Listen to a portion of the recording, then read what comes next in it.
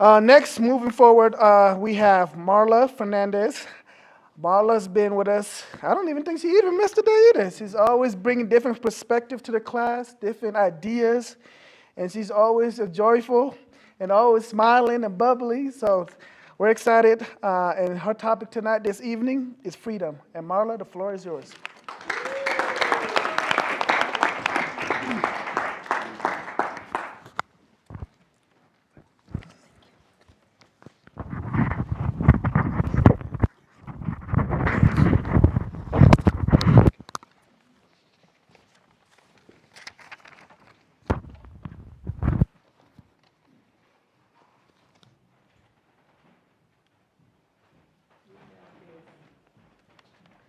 Welcome, everyone.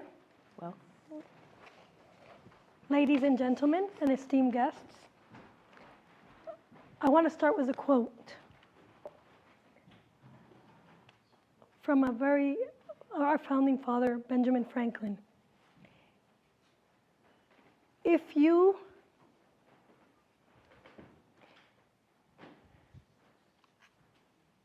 give up essential freedom to obtain a little temporary security, then you deserve neither freedom nor security. That was Benjamin Franklin. Wow. I want to talk about freedom because freedom is something that is dear to my heart. It is something that is dear to many of our hearts. How many of you here love freedom? Everyone loves freedom. I love freedom too. And let me share my experience with you. I'm a first-generation American. My parents came to this country in 1961. They fled Fidel Castro because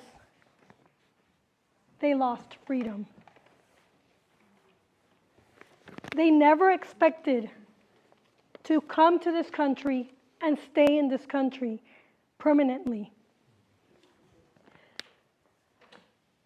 So growing up, my brothers and I were raised in the Cuban culture and the American culture. They created a dual society in Miami. But their vision of going home never materialized.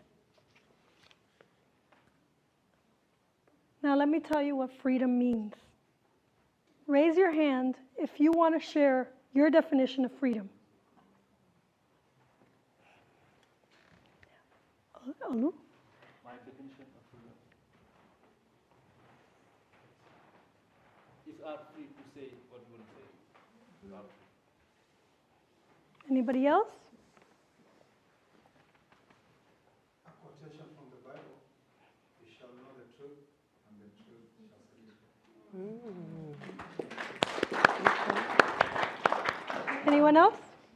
To be in an environment where I can be who I want to be. Anyone else? Being able to express myself. Anyone else?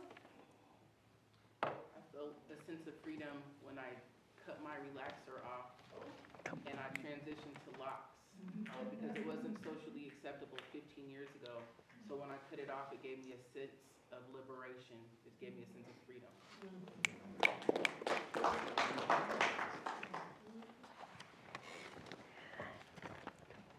You see, that's exactly what I mean.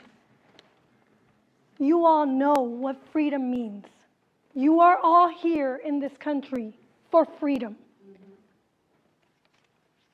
Now let me tell you about some of the principles that we as Americans care about freedom. The first principle is human equality. And this is best expressed with the Declaration of Independence. we hold these truths to be self-evident,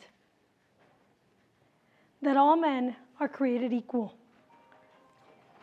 that they are endowed by the Creator with certain inalienable rights, that among these rights are life, liberty, and the pursuit of happiness. That to secure those rights, governments are instituted among men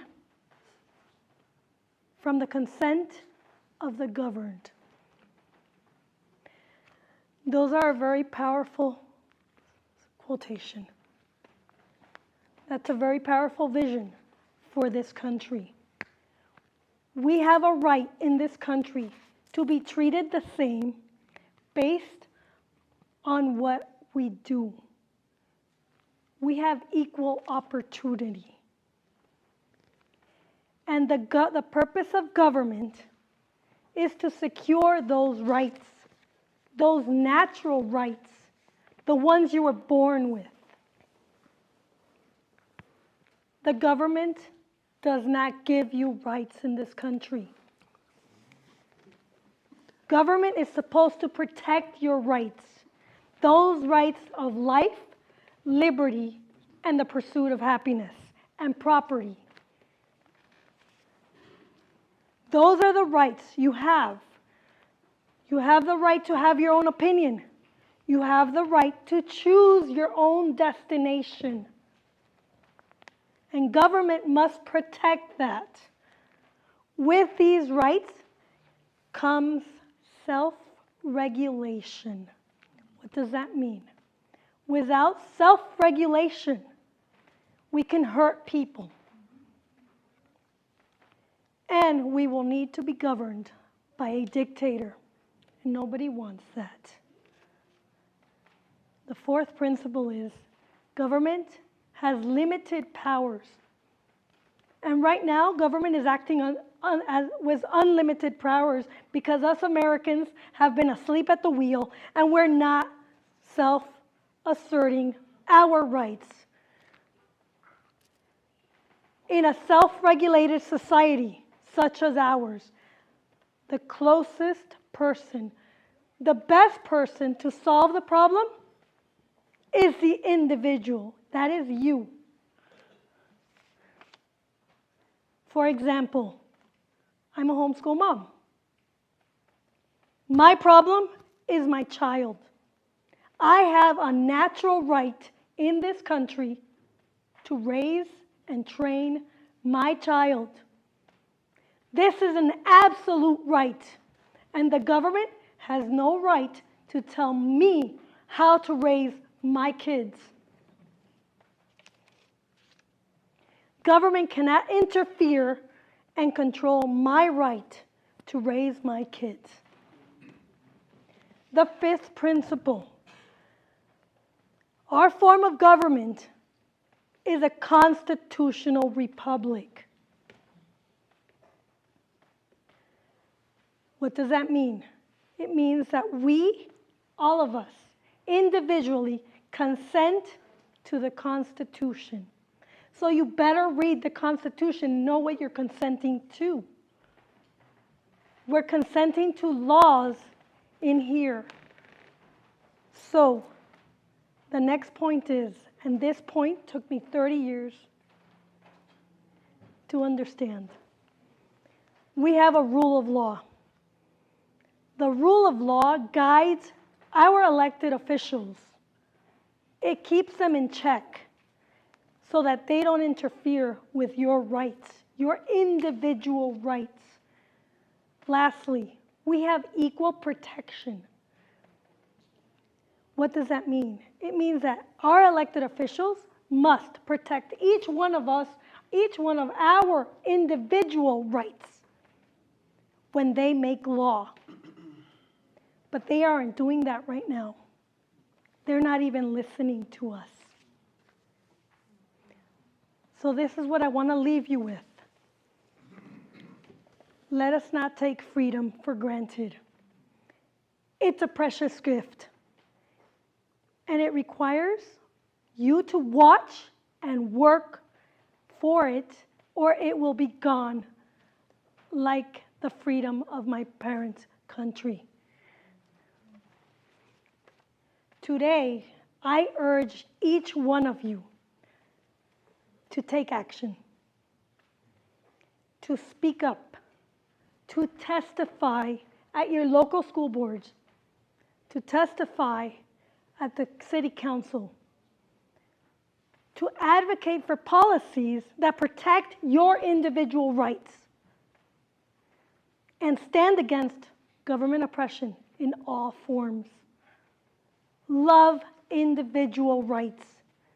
And let's start a foundation by governing ourselves and electing people who listen to you and who know what they're doing. Because together we can build a society where freedom flourishes for all, regardless of race. And our elected officials, our elected representatives, respect and listen to us individually, no matter what party they serve. The time for action is now. Will you join me in this fight for freedom? Thank you. And if you want a constitution, I have a couple, and I have some laws.